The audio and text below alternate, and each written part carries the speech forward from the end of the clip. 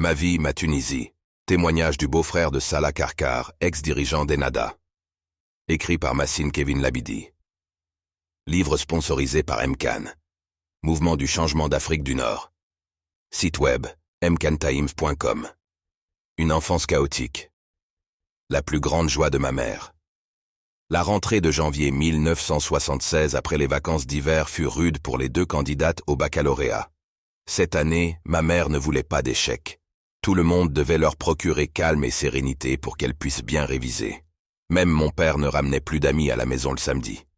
Après le travail, il les rejoignait au bar à Tunis et rentrait tard dans la nuit.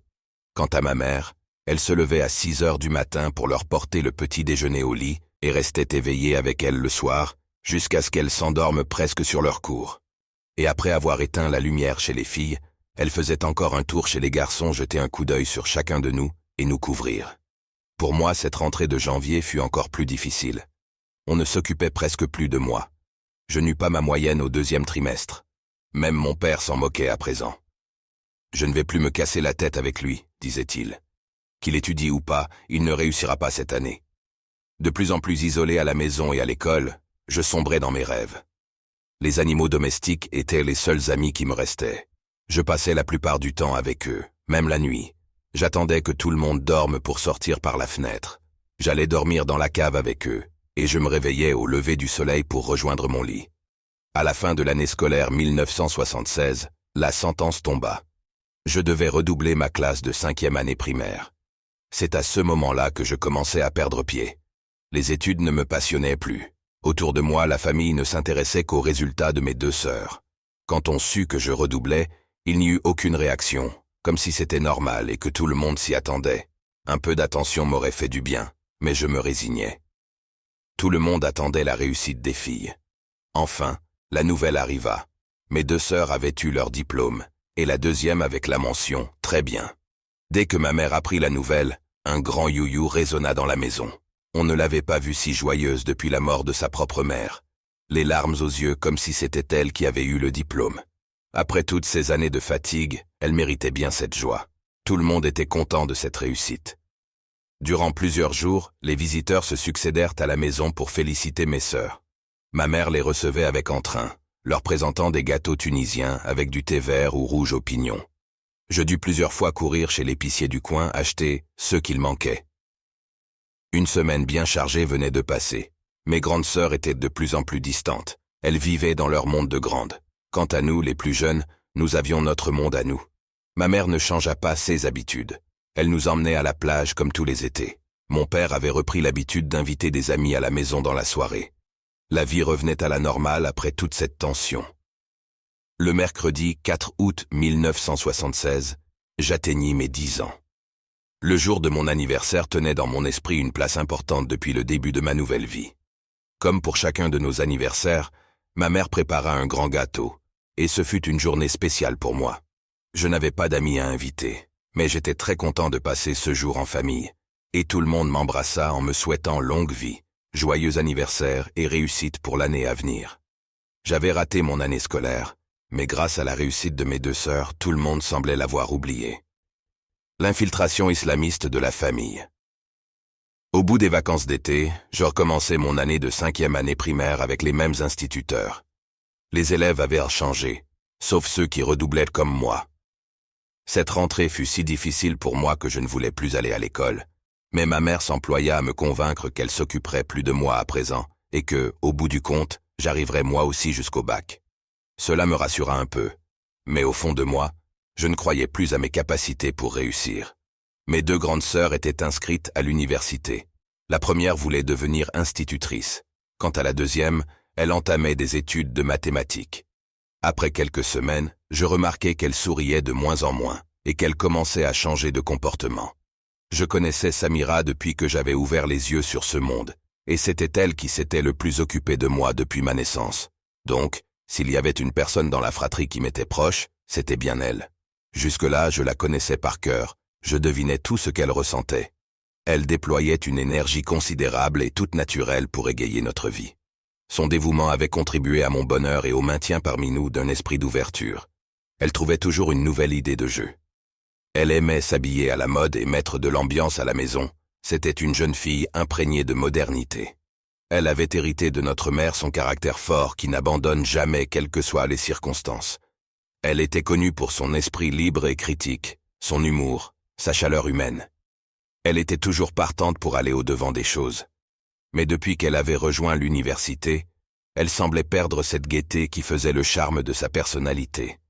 Elle n'était plus la même, s'isolait de plus en plus, s'enfermait dans sa chambre en rentrant de l'université.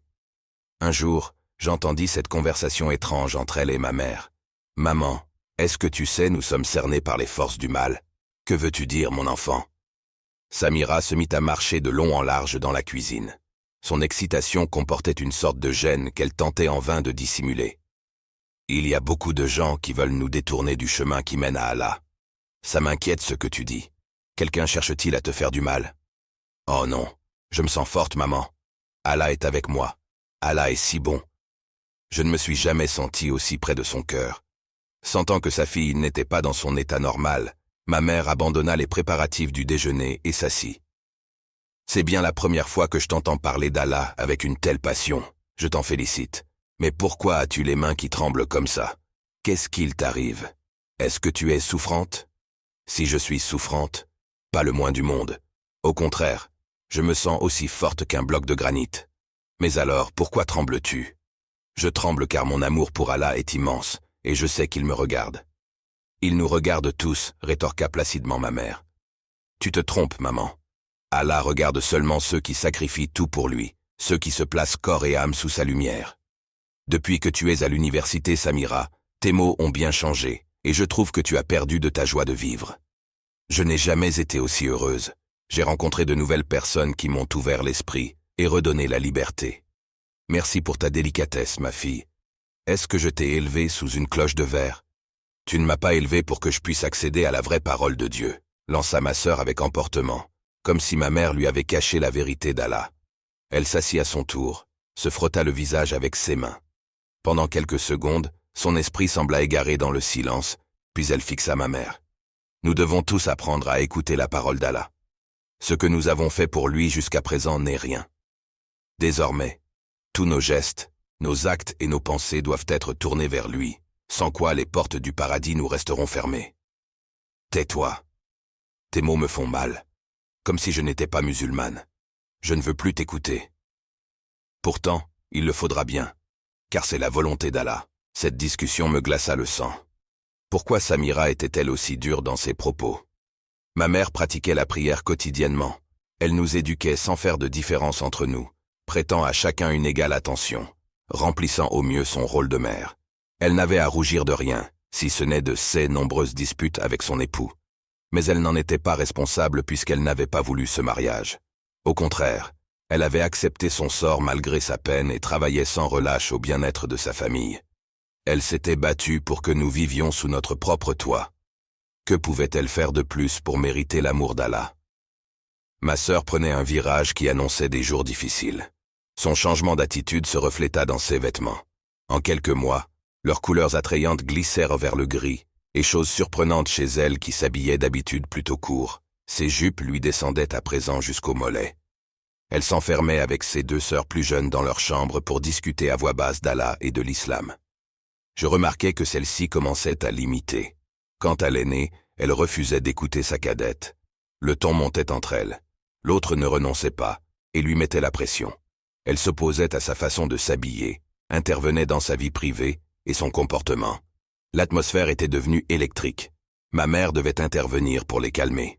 Avant, il y avait des disputes banales et quotidiennes, du genre « Pourquoi tu m'as pris mon jean sans me le demander ?»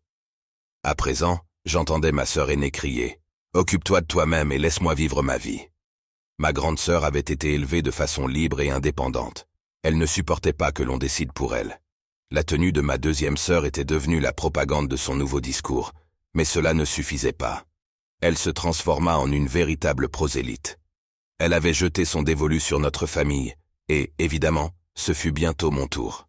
« Dis-moi, Karim, » me demanda-t-elle, « sais-tu qui est Allah ? Quelqu'un qui nous veut du bien, et un jour on partira chez lui au ciel. C'est bien, je vois que tu as compris l'essentiel. La vraie vie n'a pas lieu sur terre mais dans le ciel. Aux côtés d'Allah, c'est ce qu'on appelle le paradis. Oh, je connais les choses qui se passent dans le ciel. J'aime bien regarder les étoiles, je comprends quand elles me parlent. Qu'est-ce que tu dis là? Les étoiles ne parlent pas. Bien sûr que si. Tu ne sais pas les écouter, c'est tout. Derrière elles, il y a des êtres qui ressemblent à des animaux et à des arbres et qui nous parlent. Et je vois aussi le visage d'Omizora qui me parle et m'accompagne de là-haut. Tu as beaucoup d'imagination, Karim. Mais il faut que tu m'écoutes. Quand tu étais un tout petit garçon, je me suis occupé de toi. Tu dois me faire confiance. Au-dessus de ces êtres dont tu parles, il y a Allah. Nous devons tous aller vers lui car notre place est à ses côtés. Notre vie sur terre n'est qu'un passage. Il n'y a rien de bon ici-bas. Pour espérer rejoindre Allah, nous devons respecter un certain nombre de règles. Parmi elles, la prière est la plus importante. Dorénavant, je te recommande de la pratiquer tous les jours. La prière? Mais j'ai l'impression que je prie déjà depuis longtemps. Tu fais fausse route, Karim. Je vais t'apprendre comment se pratique la prière.